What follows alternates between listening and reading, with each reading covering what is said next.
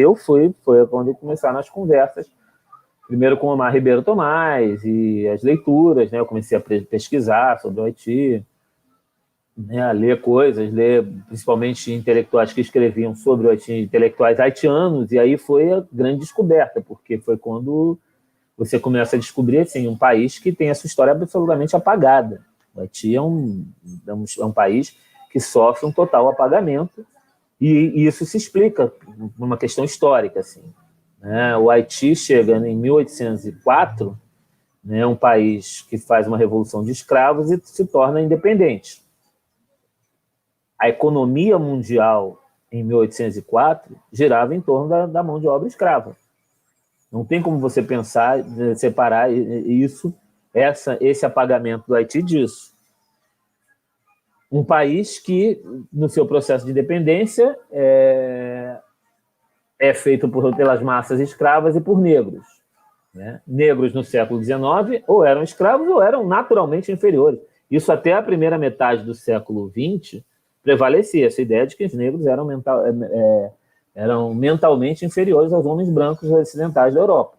Então, tudo isso justifica que a gente só tenha imagens do Haiti. Eu vou, né, nesse primeiro momento, eu fico na casa desse orientador, do Laennec Urbon, e aí lá começamos a conversar e tal, né? Ele, um especialista em voodoo, então para mim era muito importante estar em contato com ele.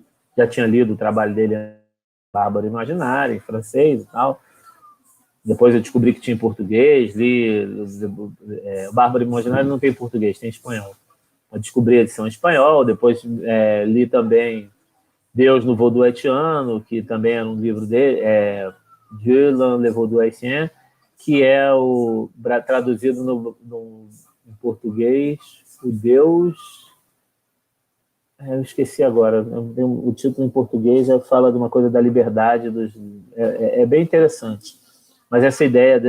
então ele é um escritor importante, pesquisador, um dos pesquisadores mais renomados do Vaudou, do CNRS de Paris, não sei o que e tal... Foi para a casa dele. E aí você começa a ver um Haiti completamente diferente das coisas. Primeiro que eu fui para a casa de um cara que é um dos maiores intelectuais haitianos. Digamos que ele fosse assim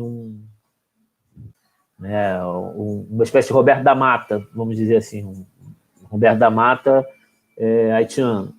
Mais até do que isso, porque assim, a expressão pública dele como intelectual público, o papel dele como intelectual público, as posições que ele publica nos jornais, internacionalmente, são muito importantes.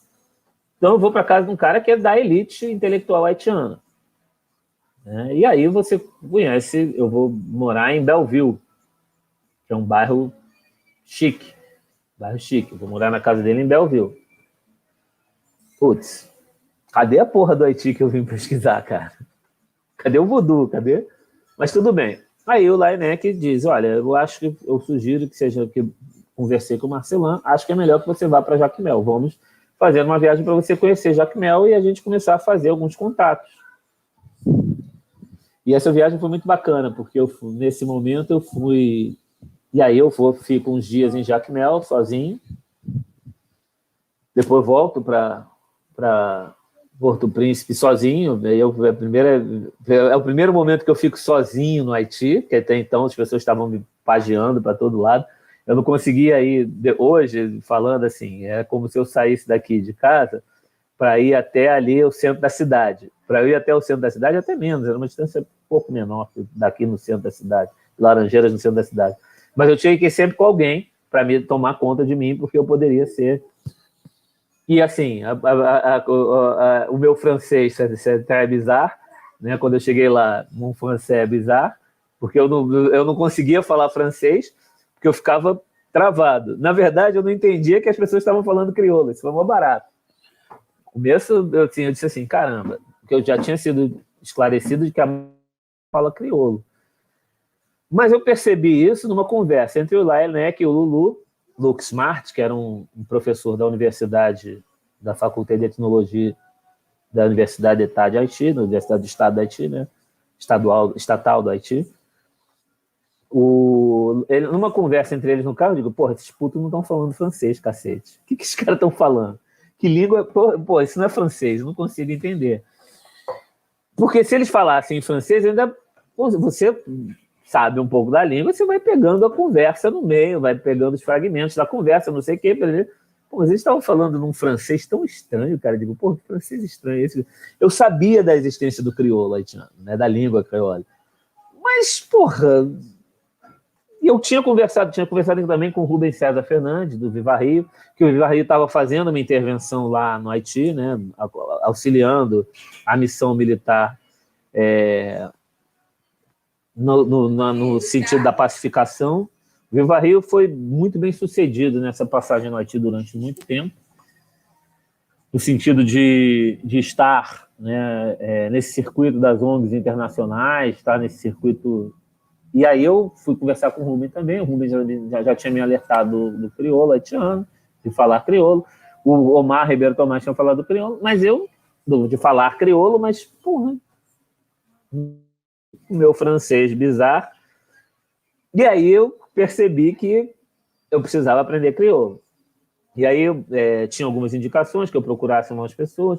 Foi quando eu conheci a Librairie Pléiade, né, a livraria Pléiade, que é de um queridíssimo amigo, não tenho notícias dele, mas sinto muita saudade, do Paul Dubois. Ele chamava Paul Dubois, mas ele gostava de ser chamado de Paul de Paulo, né? Que ele era apaixonado pela música brasileira, apaixonado pela Maria Bethânia, pela Elis Regina, Caetano Veloso, muito legal. E aí eu vou à livraria dele também, vou lá conhecê-lo e tal, que ele era muito amigo do Omar Ribeiro Tomás. Vou lá conhecê-lo, a gente conversa e falamos de música. Eu conheço também um músico haitiano, o Willie St. James, que é um cantor maravilhoso, uma voz lindíssima, tem um CD dele. Essas mídias já não existem mais, né? Já não se fala mais em CD, mas na época eu comprei um CD dele, ele autografou para mim.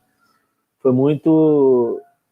E aí eu levei, e quando eu voltei na minha segunda viagem, eu levei de presente para ele que ele falou do Caetano Veloso, ele falou que gostava muito do Caetano Veloso, não sei o quê. Eu levei um songbook do Caetano Veloso para ele. E em Jacmel, e aí começou a minha pesquisa, foi quando eu conheci um sacerdote voodoo, o Gan, né, que é o nome do sacerdote voodoo. E aí, quando eu conheci esse sacerdote voodoo, começamos a conversar, travamos conhecimento. Eu falei do candomblé, falei, eu sou do candomblé no Brasil, mas é diferente. Aí ele achou o nome engraçado, condomblé, ele ficava falando condomblé, eu digo, candomblé.